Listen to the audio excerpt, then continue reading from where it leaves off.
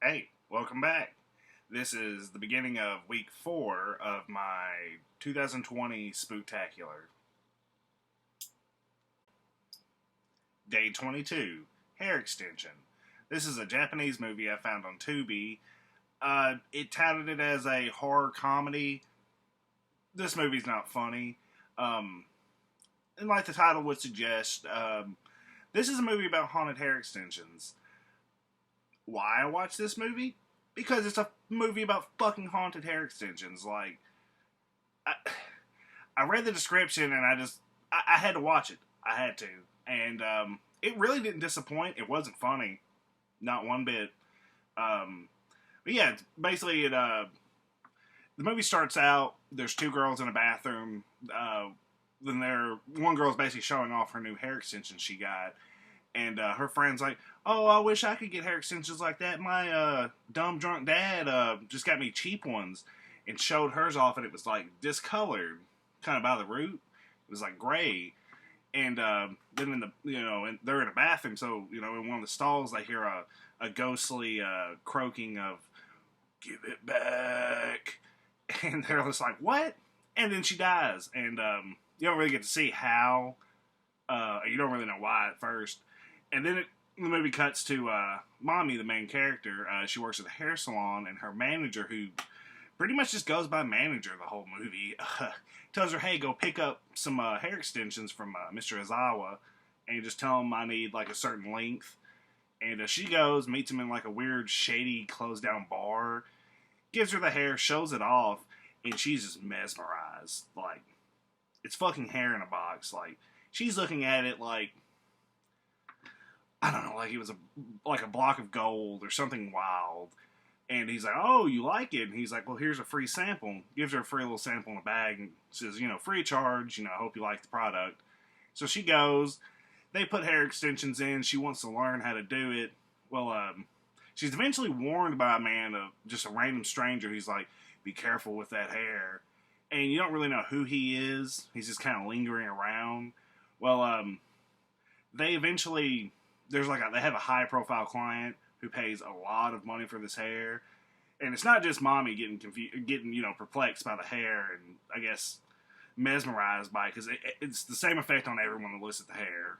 Like, probably even guys would have the same effect, but I don't think any men actually looked at the hair other than Azawa, and of course he didn't have the same reaction. Well, as the movie goes on, they have a high profile client who owns a bar or runs a bar or whatever. She gets, these beautiful, can't take your eyes off of hair put in. And then eventually, as a couple days or weeks go by, I'm not really sure, she starts getting the gray around the root where the hair extension was put in.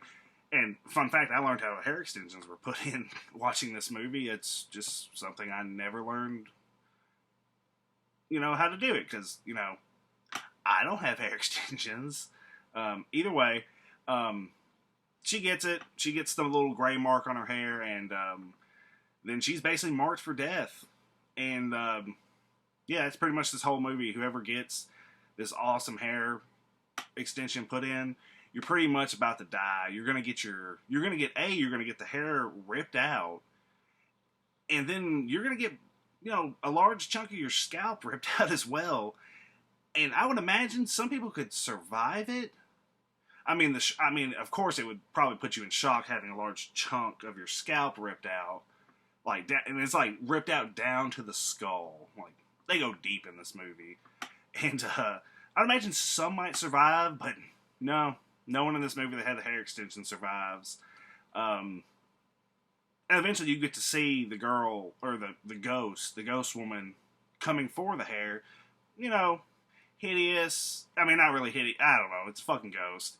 Kind of looks like your random Grudge ghost or, Ring ghost. Just, long hair, creepy, wants to kill you, as most ghosts are.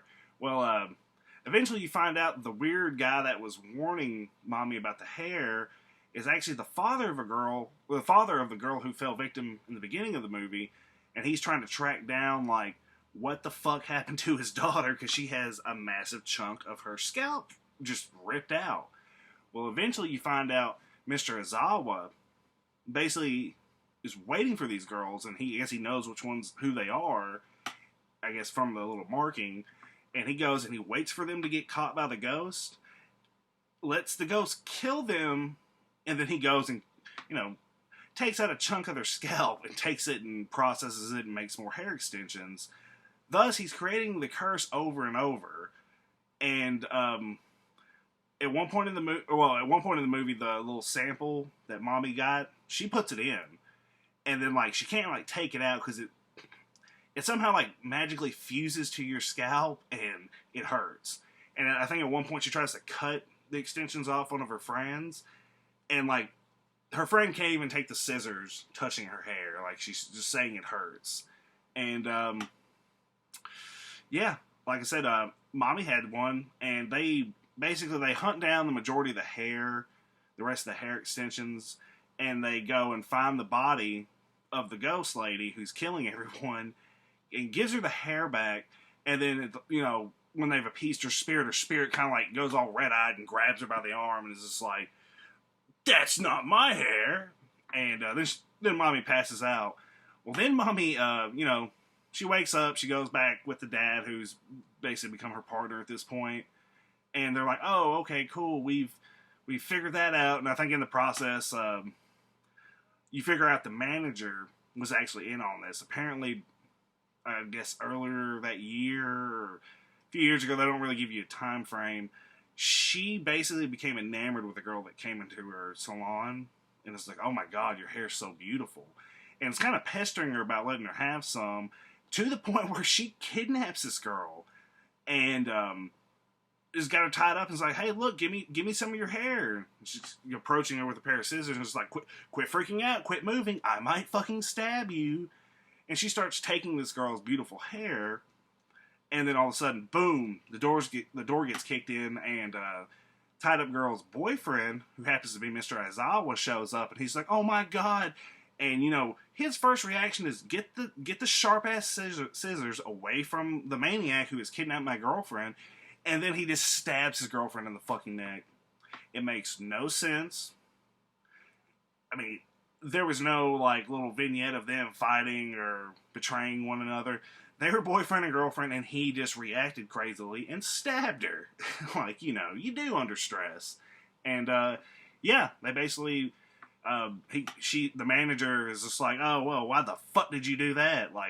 Keep cutting the hair, or get the fuck off, give me the scissors. We're taking this chick's hair and we're making some money." Thus, Aizawa hides her body, and he becomes, I guess, the hair dealer, and then everyone pays for it. Even Mommy, she catches it in the end because, like I said earlier, he's going and he's basically recreating this curse over and over and infecting so many people with haunted hair that Mommy catches it at the end. She dies, and yeah, this movie was about haunted hair extensions. Go watch it.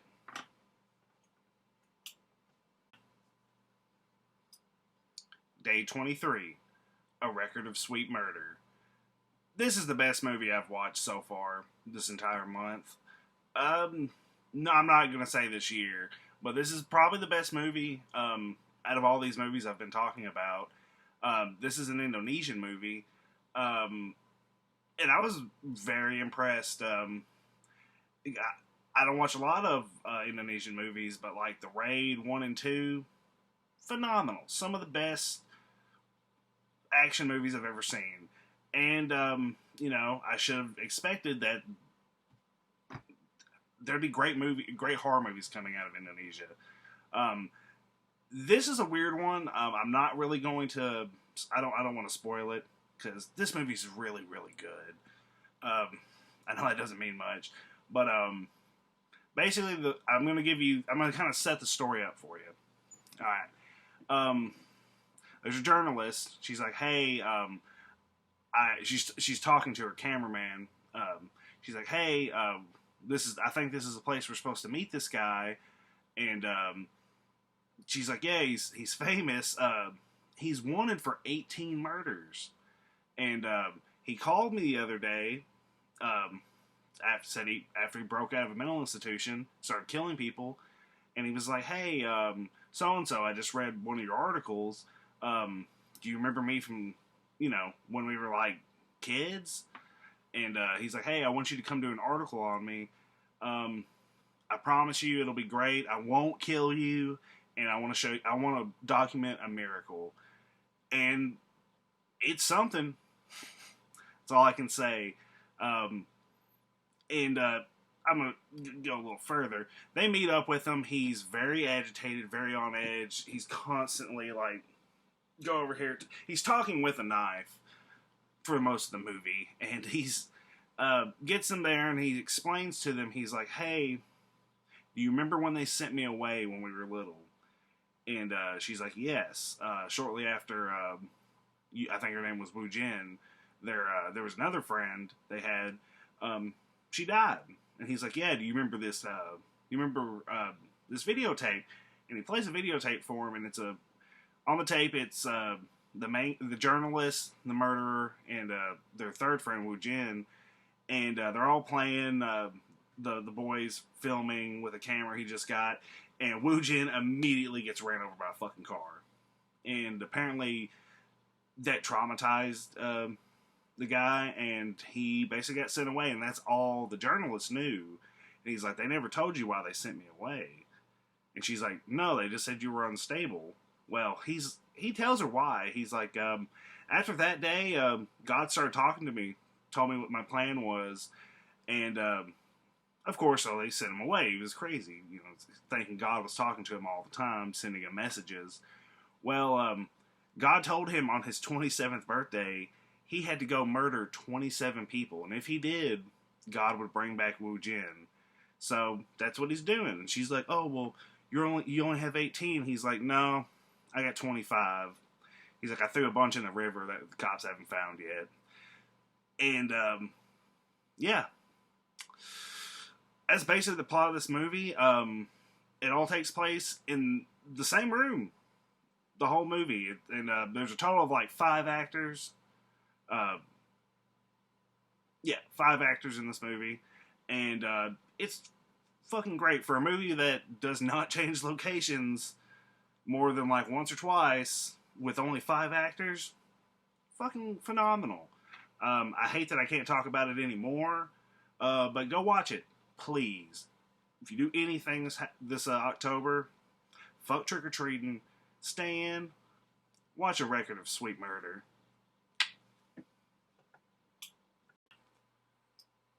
Day 24, Killjoy.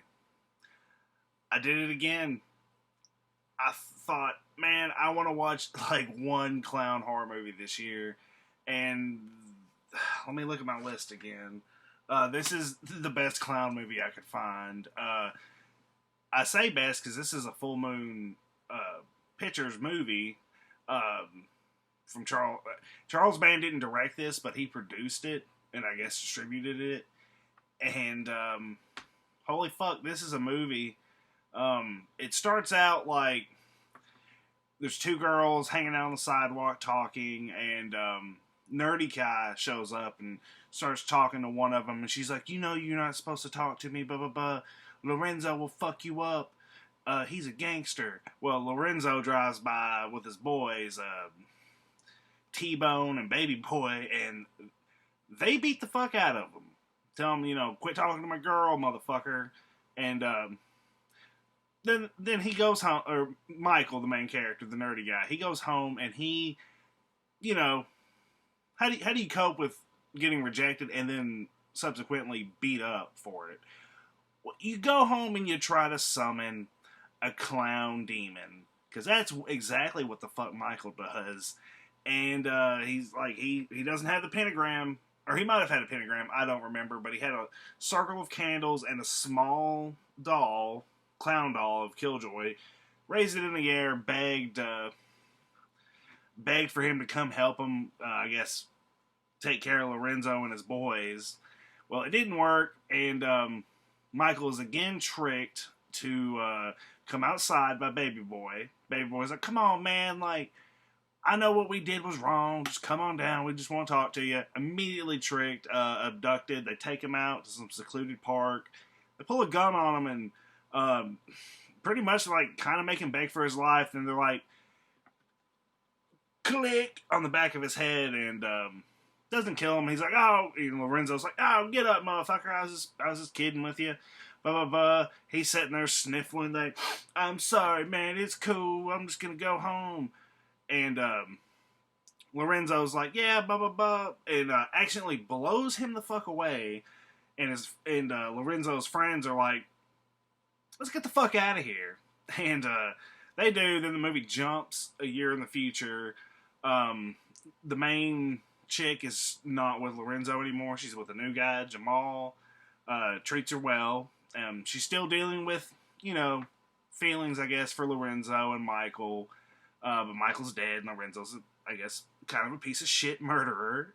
And either way, the ritual it didn't fail. It worked. It just took like a year to kind of kick in. Well, Michael shows back up as fucking Killjoy, and you would think, oh, he's just gonna go on a murder spree. You're fucking wrong. He has a ice cream truck that he lures the gangsters out with, and basically sucks them into the back of the truck into a pocket dimension that he controls, and fucks with them and kills them. Then he does the same to Lorenzo, and then eventually the chick starts, I guess, getting harassed by him, and they're like, oh, fuck. How are we going to do this? And then, random homeless man from earlier in the movie, which I didn't bring up because fuck him. Homeless man's like, oh, I know exactly how to deal with fucking demonic clowns that have pocket dimensions. Yeah, they told him just you have to find the doll and kill it. And that's what they do. They go into the truck dimension and fuck with Killjoy. They all of Killjoy's previous victims have basically been recruited to his side. They're helping him. They end up killing them again somehow. And then they fuck up Killjoy. They basically somehow make the nerdy Michael come out. They fuck him up, and they're like, oh, cool, well, let's leave. And they leave the building they're in. They're like, oh, wait, shit. There's the truck over there. We're still inside. And then behind him, Killjoy and all of his cronies are still there like, yeah, we're not actually dead. We're gonna fucking kill you now. And then they go in the truck. They teleport again, like, to Michael's house, to, I guess, right when before the ritual. And they get Michael to come out of the doll somehow. And then they stab him. Movie's over. It was okay. Better than the other two clown movies I watched. This, I guess, was like Full Moon Pictures, like, I guess they're just dabbling their toes into blaxploitation. And I don't know, it worked. I liked it. I would watch this movie again. Not as good as like Puppet Master and some of the other Full Moon Pictures movies I've watched, but hey, they did a good job. Killjoy's not bad. Day 25. Corbin Nash. This was a first. This is a vampire movie where they never say the fucking word vampire, and I was, just on that simple fact alone, I was, kind of impressed with this movie. Other parts of this movie, pretty fucking good. I read a few reviews of this online because I honestly never heard of it, and apparently a lot of people hated this movie. And I can kind of see the arguments, some of them, but I like this movie. And just out of nowhere, fucking Corey Feldman's in this movie, and this is the best Corey Feldman. Like, this is the best recent Corey Feldman role I've ever seen, hands down. This is the best Corey Feldman. I'm looking at my list. This is the best Corey Feldman movie on my entire fucking list. There's not a whole lot to this movie, but I don't know. It works. It works. Um, Basically, it starts out Corbin Nash, played by Dean S. Jader, or Dean S. Jagger. I don't know. He was in Game of Thrones. He was Small John Umber, if anyone knows who that is, because I didn't really watch Game of Thrones, but we're not going to get into that. He plays the main character, and his brother, another Jagger, I think Ben Jagger, he directed this. Either way, starts out, the Jagger is Corbin Nash. He's a cop. I think he's NYPD, and he's a badass cop. I don't know. After a long day's work, he goes to the bar. He's hanging out there with, I guess, like a father figure. I'm not sure who the actor is. And he notices across the bar someone's eyeballing him, and it's none other than fucking Rutger Hauer, and or not Howard, Rutger Hauer. Correct pronunciation, Rutger Hauer. Either way, he sees him across the bar. He approaches him, and I guess Corbin Nash's like adopted dad kind of fucks off after he tells him to, tells Rutger Hauer to fuck off. And he's like, hey, basically, I knew your mom and dad. He wasn't a baseball player. They were demon hunters. And you have to basically pick up where they left off, and you have to hunt demons. And, of course, Corbin's not feeling it. And then he kind of looks over at adopted dad, and he's just like, yeah, it's true, buddy. You should do it. I think like 6 months to a year goes by. He has moved to LA, and he's in the LAPD, and he's pretty much investigating. He's investigating like who killed his parents, and just kind of just getting into the occult, trying to figure out what the fuck's really going on. And there's also like a shit ton of missing people, and it all ties in. And he figures out that there's basically there's a bunch of vampires running around, and he gets tipped off by another out of nowhere legendary actor, Malcolm McDowell. He plays a blind dude who just kind of hangs out. I guess he's like a bum, just a blind bum. Either way, he tells him, like, kind of hints him in, like, face, destiny, blah, blah, blah, destiny, vampires, blah, blah, blah. Yeah, he ends up trying to find all these missing people. He ends up, like, finding this... Actually, no, I'm going to stop there. The movie does this weird thing where it shows you, like, maybe, like, 50 minutes in what happens, really fucking early for no reason, and it shows him, like, he's fucked up and he's getting, like, dumped out of back of a car, and a chick finds him. Well, the chick is actually a stripper, and her little brother is is one of the missing people that Corbin has been investigating this whole time. Back to what I was saying.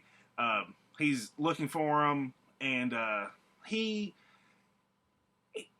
like trying to stake out some shit. He figures out there's like human trafficking going on, and it's done by these two vampires, Vince and Queenie. I'm not sure who Vince was, actor-wise, but Queenie was Corey Feldman. And like he gives his age at one point in the movie. So I think he says he's like 70 or 80. So I'm pretty sure he was supposed to be from like the 40s. And he was a cross-dresser who, I guess, got beat up by his parents and left for dead. Or beat up by his family. I don't know. Somebody beat the fuck out of him because he was cross-dressing in the 40s. And, I don't... you do you. I don't care. Just do whatever makes you happy. Well, in the 40s, people weren't like that. And they killed, or basically beat him like on inches from death.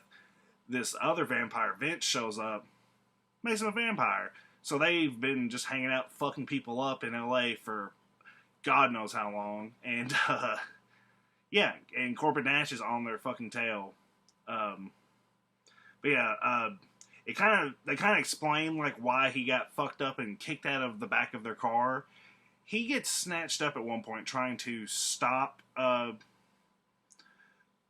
Corey Feldman and Vince, and he gets like put in like vampire jail with a few other people, and he's basically, they're there to either, the women are there for food and fornication, the men are there for maybe fornication, but fighting. They want to watch, these vampires want to watch some fucking blood sports.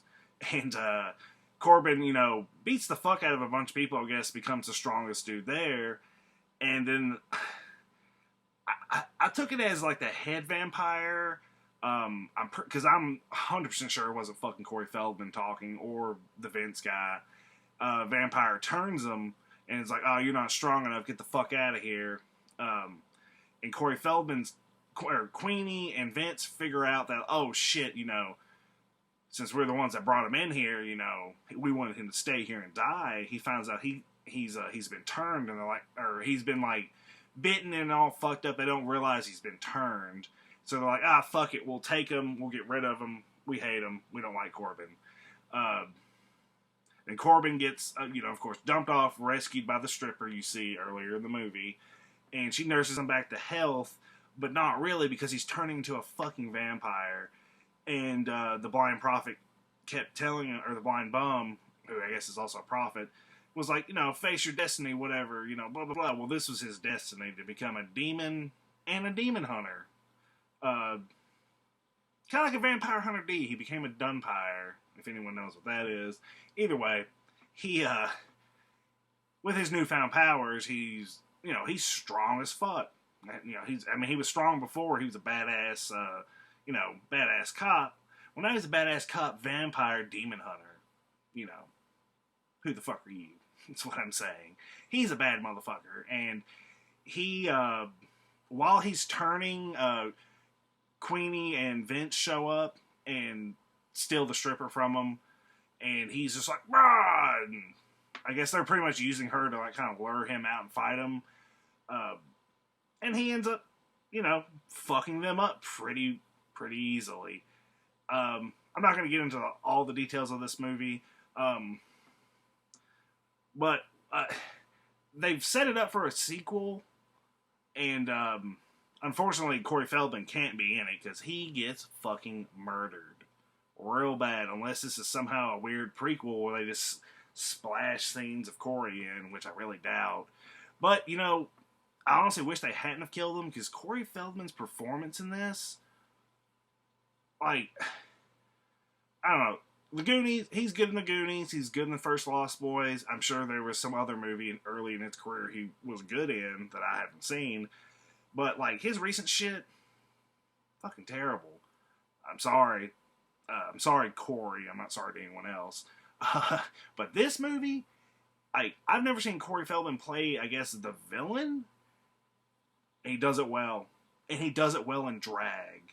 Like, he's caked up in makeup and all these fine dresses and furs throughout the movie.